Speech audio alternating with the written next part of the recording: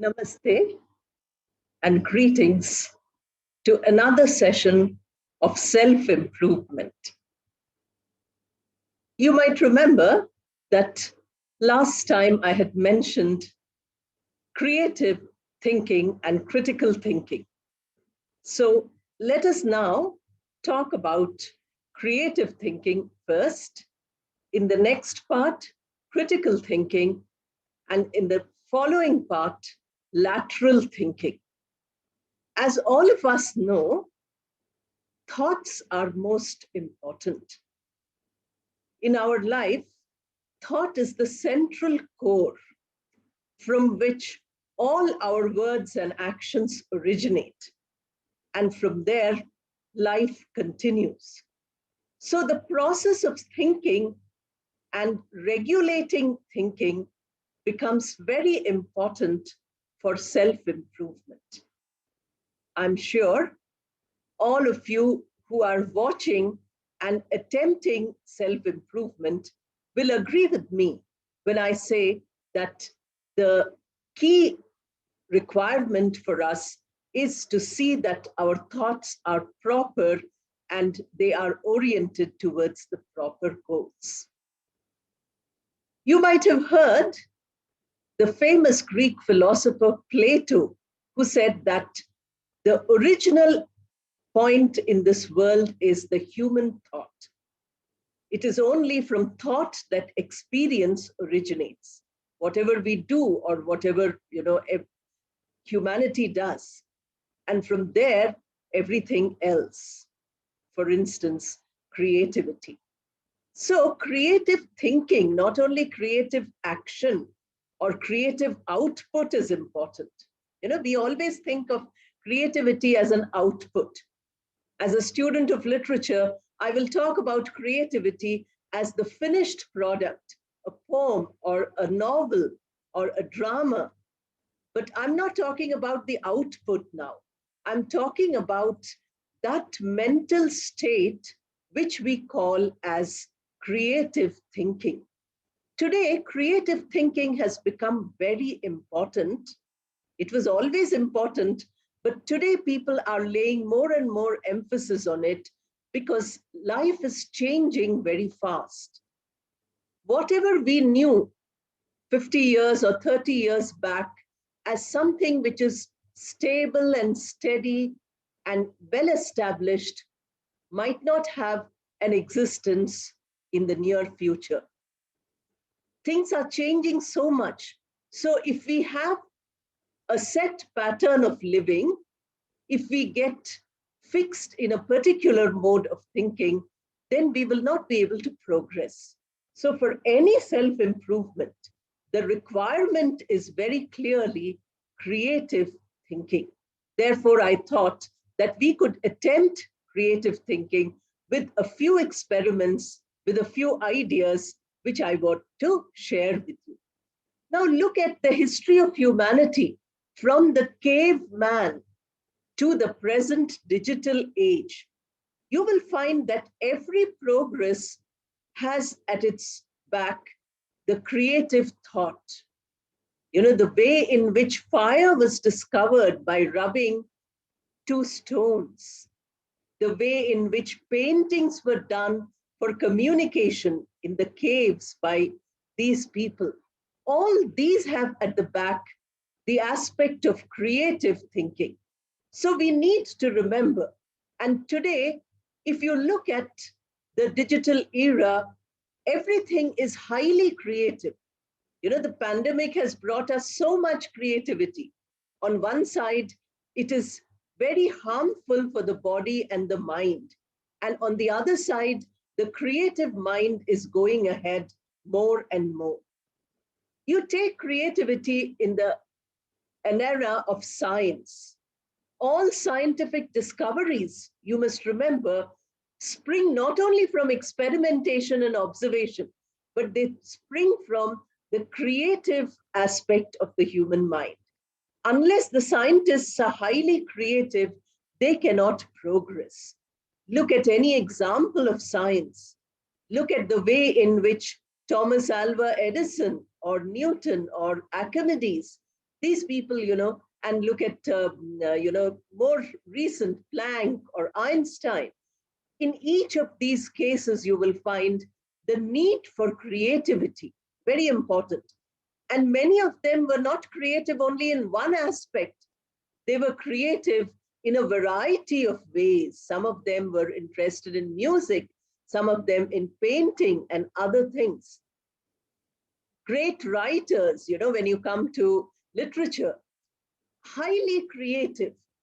They might take a small seed from real life and make it hugely creative, and then the output in the form of their creative work. So we can easily understand that creativity is very essential. Look at the beautiful architecture in our country. If you see those temples, which are hundreds and thousands of years old, so beautiful.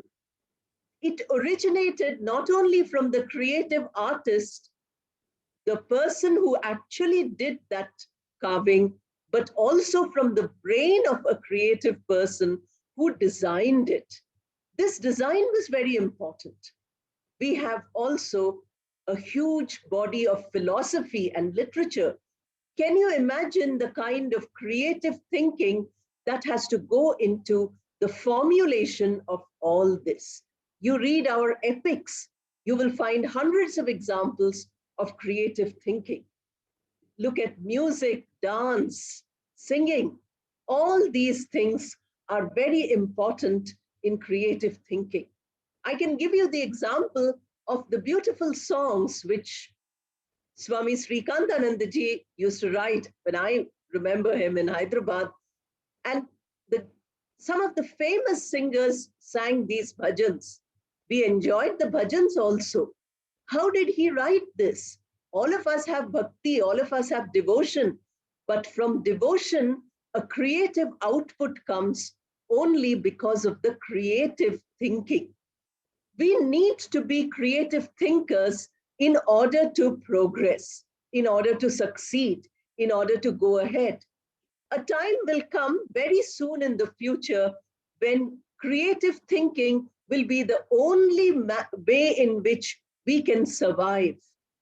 A person who has no creative thinking, who has no creative ideas, will not be able to survive. The competition will be such that all the mechanical aspects will be lost. So I would like to share with you some 3 or 4 ideas about how we can enhance our ability to think creatively. The first of them is that from childhood, we should foster imagination. A child should not only be given factual education, the child should be given a lot of imaginative activity. I remember when we were in school, we had to do some, handwork, it was called. We had to do some crafts, prepare a whole city or prepare a village scene. We had to actually make models out of it. And you can imagine how the child's creativity is fostered. We had building blocks, and from these building blocks, you could build a variety of things. These were the games which we were using. Today, in the digital age, there is a lot of possibility because the computers have given a new definition of creativity. So in this creative age, in this creative possibility, which is huge, we can train our children from childhood in creative thinking, and that is in imagination. Very often, our imagination becomes fantasy. That is, we start imagining things which are not real, which are not possible also, which can never be actualized. That is called fantasy. Fantasy is a deception of the mind, but imagination is something which takes your creativity forward. So it is very important for us to think in creative terms in order to become from childhood capable of creativity, capable of creative thinking by fostering our imagination. Don't worry, suppose they haven't done it for us from childhood, Our childhood education was not very imaginative. I remember my grandmother used to sit with us on the terrace and show us the clouds and say, "Can you see anything in those clouds?" So we would try to spot. We say, "Oh, I see a shape of a bird flying, or I see a tortoise, or I see the face of a human being." Imagine you are using from something which is non-existent. The clouds will fly in one moment and that design will go away. But in this way, the child's creativity was fostered. Look at the example of Sri Ramakrishna's childhood. As I'm giving you many examples from Sri Ramakrishna, Mother Sharada, and Swamiji, I hope you are using these, reading up more, and thinking of examples of other people also. Many other people, you can get examples. If you can think like that, then you will be able to become really creative, self-improved, all those things. Benefits will come to you only with self-effort. That is most important. Sri Ramakrishna as a child, his name was Gadadhar. People used to call him Gadai. So Gadai in childhood used to make clay models. And what models did he make? He used to make the figures of gods and goddesses. Then he used to take his playmates and they used to enact scenes from religious scriptures, religious plays, stories of Prahlad, or stories of, from the Puranas, Ramayana, Mahabharata. All these things they would do. It was a very creative play. Psychologists say that whatever games you play as a child, that you become in your adulthood. So the kind of games you play are very important. This child used to play that kind of a game. Now, when you look at an example of Holy Mother Sharada Devi, 5-year-old Sharada Devi was so creative in her thinking. Once there was a famine and people were dying. She was just a few years old. And her father used to make a lot of khichdi. I'm sure all of you know what khichdi is. And serve it to the hungry people who came to his house. Any person was welcome. The doors were open. The people were hungry for so long and for such intense pain of hunger that they could not wait for the food to be cold. They would just put their hands in the burning food. They would burn their fingers. They would burn their mouth and tongue. This is how they were so hungry. Little Sharda saw this and she said, she thought creatively that if I fan this food, if I make this food quickly cooler, then they can eat more comfortably. So what did she do? This little girl, she took up a fan and she started with her small hands, she started fanning the food so that they would not get burnt and they would, be able to eat. Many small children were around. I'm sure nobody thought creatively. Nobody thought a solution to this. People are getting hurt by eating this food. They cannot wait because they are hungry. So you can see how critical thought can come intuitively to people. This we have to encourage. Young Vivekananda, he was called Bile. This youngster, he was so generous that he used to give up everything to whoever asked him. Any poor person came, they would ask him, he would give everything. The family members were very upset. They said, this boy is giving up everything. How will we survive if he does like this? So they locked him up in a room. And then what happened? A beggar came and said, please give me something. I need something. I'm really very, very unfortunate, very deserving and very needy. This little boy saw that inside the room, there was a new shawl. He just took that shawl and gave it away. When he was opened in the evening, they found that although they had locked him up, but his tendency to generosity, his tendency to help the needy did not go away. So this is creative thinking. He could have said, oh, I'm locked up in a room. I cannot help anybody. What do I have to help? And he could have sat back. He didn't do that. He creatively thought. He looked around and an idea came to him that, okay, I do have something to give. So why don't I give that? And he gave away this shawl. Of course, later in life, this generosity made Vivekananda the great leader that he is. He is the one who said that serving humanity is the most important trait which we have. That is what he was doing. From birth, he had this tradition. And so you can see how childhood is a very important part. And what is important in childhood is using your imaginative faculty for everybody's benefit, using imagination in a positive, beneficial, in a useful way. Real meaning comes to life like that. That is the first point. That is, the use of imagination is important for creative thinking. Now, the second point is innovation. Unless we are able to innovate, we are not creative thinkers. Even a small thing requires innovation. You know, a poor mother doesn't have much. She has very little provisions at home. She's very poor. But for the love of her children, for her family, she uses that limited resource to make you the most delicious food. What did she do? She innovated. She used her creative thought. So you don't need a whole lot of resources. You don't need great things. You can become a creative thinker only because if you use your faculty, the mental faculties, the thought processes.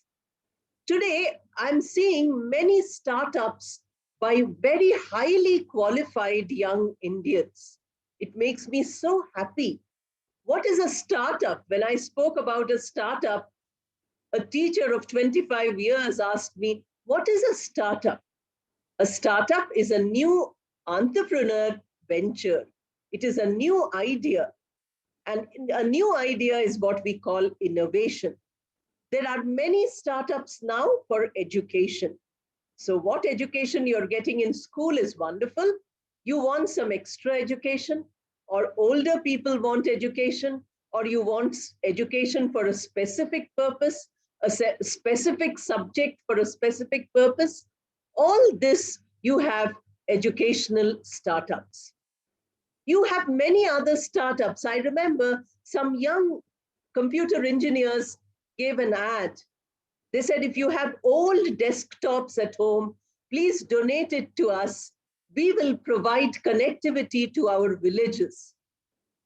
So I called up this young man. I said that I have a very, very old desktop because we use only laptops these days.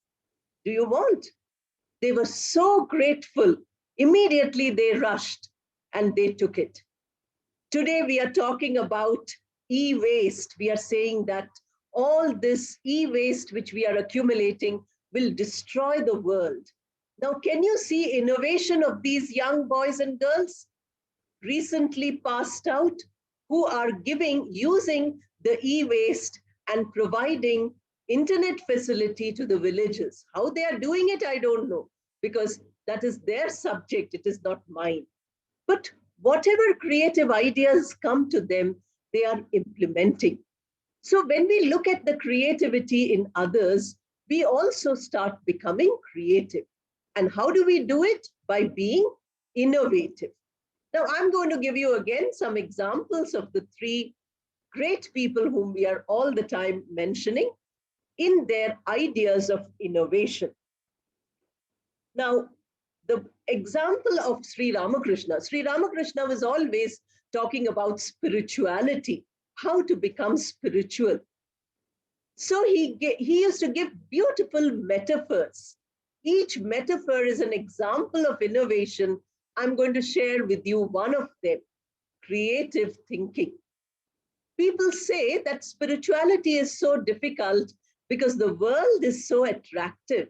We love buying things, we love spending, we love enjoying ourselves.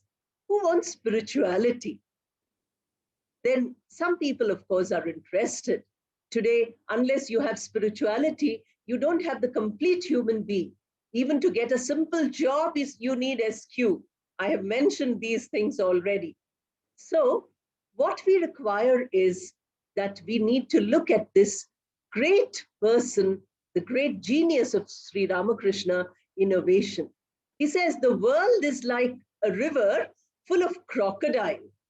The crocodiles are very dangerous. If you get into a river, the crocodile will eat you up. It will bite off your hand or leg or some such thing. So the world is like that.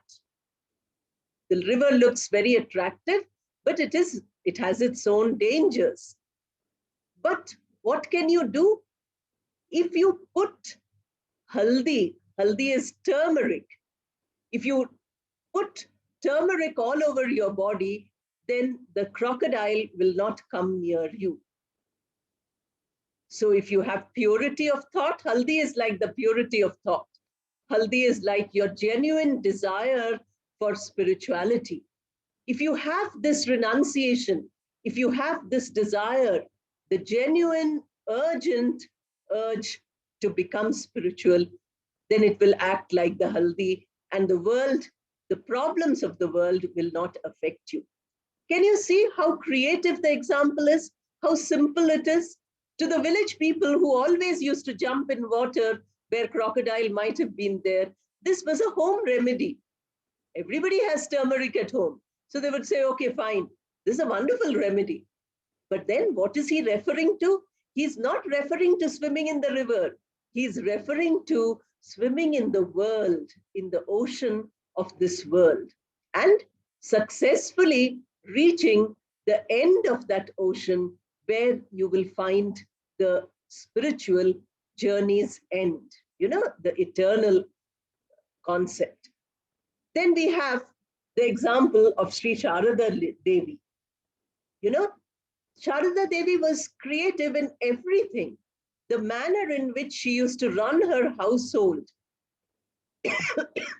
was an example of creativity, because she never raised her voice. She never scolded or corrected anybody, but her house was the model household. So we don't really need the whole world. We don't need to be great leaders. Even in our small corner, we can be highly creative. She used to say that when you peel the vegetables, the human beings don't eat the vegetable peels. We only eat the inside of the vegetable. So what do we do with the skin? We just throw it away. We dump it, and then somebody comes and collects the dump, and we just throw it. We generate so much waste. She said that this peel is very nutritious for animals. So why are you throwing them? Why don't you preserve them and give it to the animals? In the village, every house had some animal or the other. They had domestic animals. So no need to throw anything in the village. No need to throw anything in that kind of a society. Today we are constantly talking about organic.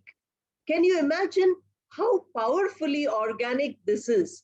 That you are giving the animals the vegetable peel, which is organic, and their manure is being used for plants, which is, of course, giving you organic food.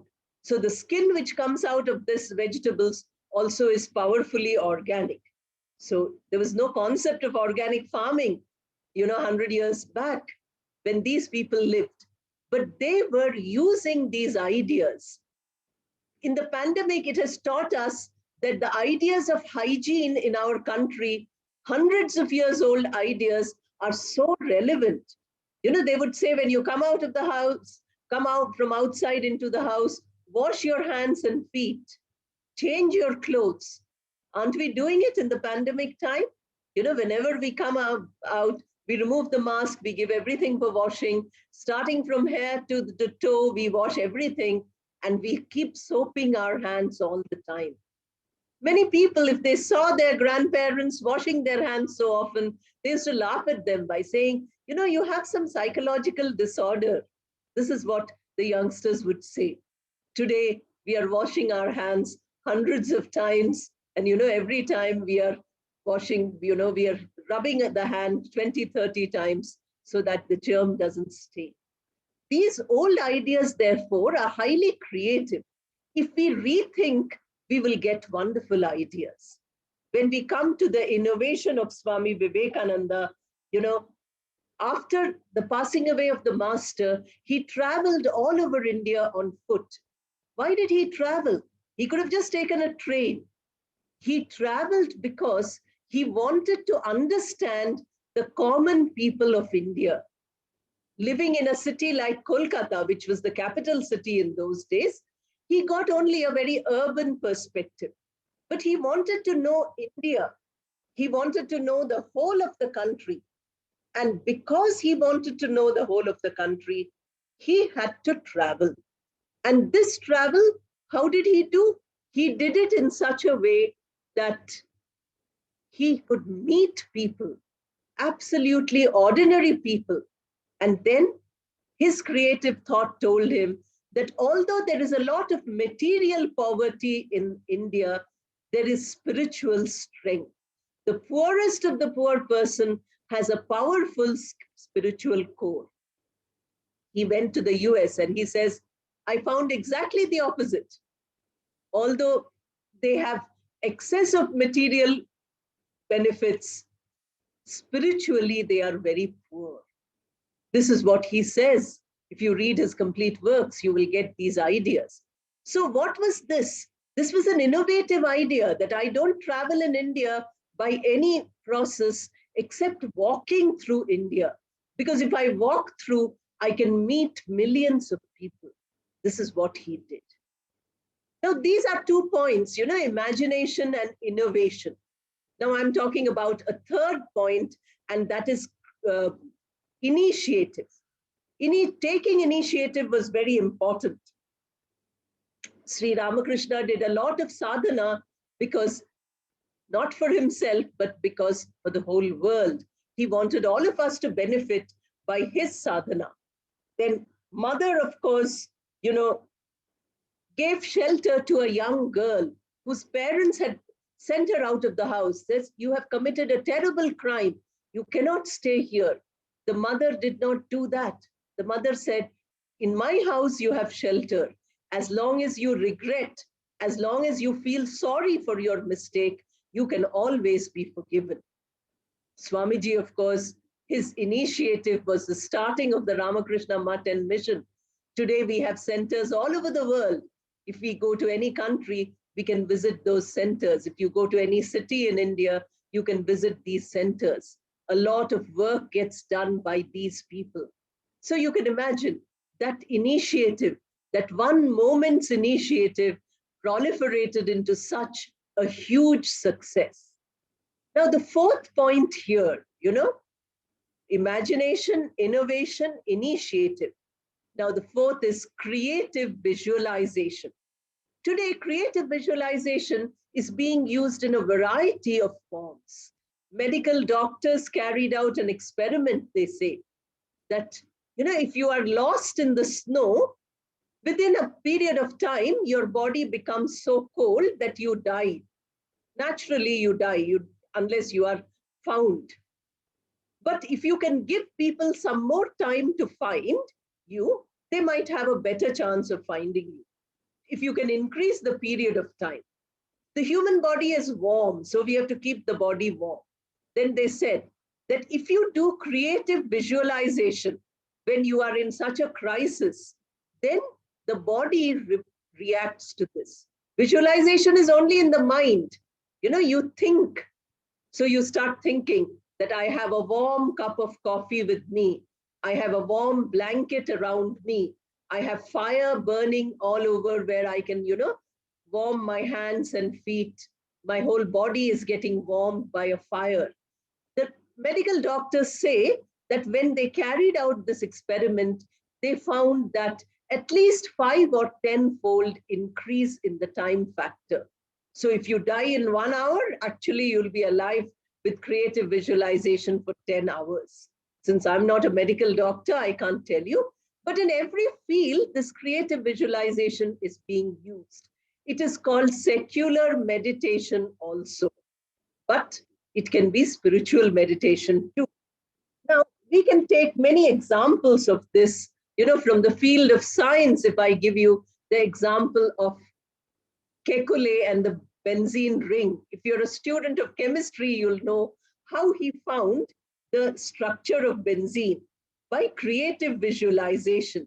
He saw that, the snakes were biting each other's tail. This is what our teachers had told us. I remember from that idea. This, if you remember, if you keep this in mind, you will find that you are able to activate your creative visualization. And prayer, meditation, all these are creative visualization. When we imagine God in front of our eyes, when we imagine that, formless being in the form of a light, or when we, look at the sun and worship the sun, these are all aspects of creative visualization, because the sun gives us that kind of light. We close our eyes and we find that light reflected within. That purity, that ability, all this is there. So as I told you, this is one of a three again, like we did IQ, EQ, and SQ. These are the processes of thinking. Today I did creative thinking. In the next part, I would like to do critical thinking. I'm just sharing some of my ideas, please understand. You will be able to generate many more ideas if you think about it. And the third part will be lateral thinking. What we need to do is we need to keep the mind engaged. As long as the mind becomes sluggish, as long as the mind becomes lethargic, we lose our creativity. The creative dimension is inbuilt inside the mind. The software is available in this supercomputer which we have here. So we have to now get familiar with that software. We know it. We know what is creativity, but we don't seem to use it. Somehow, we have become extremely mechanical now. We have become extremely factual. We have forgotten that there is a dimension of the mind beyond this information exchange. This we have to find out now. The pandemic is forcing us to find it out, because whatever we considered as normal is no longer normal. Young people, old people, children, grown-ups, people who are retired, all people require creative thinking. Unless we make use of creative thinking by activating our process of creativity, we will never be able to continue a meaningful existence even for a single day. Whatever we are living is a meaningless progression of time. The time is passing, nothing more is happening. The machines and gadgets very often make us dependent on them. We forget that we have a mind, and we give our entire mind to our entire thought process to these machines. The machines are very good because they help us. But the moment the machine becomes your master, then you become a slave. This we should not do. So let us use our process of creative thinking. Let us make our lives valuable. We have so many examples, external, internal also you will have examples, because you will think, in my life, in this moment, I was extremely creative. This is what I did by using my creative thinking. In this way, by analyzing our own selves, our own experiences, we learn a lot. So all the best for further and further self-improvement. I hope all of us are getting some benefit, and let us continue this. Swamiji has, Srikantanandaji has given me a big responsibility. I'm trying to do what little I can. I need support from all of you because you need to practice yourself. Just listening is of no use. Thank you and namaskar and all the best.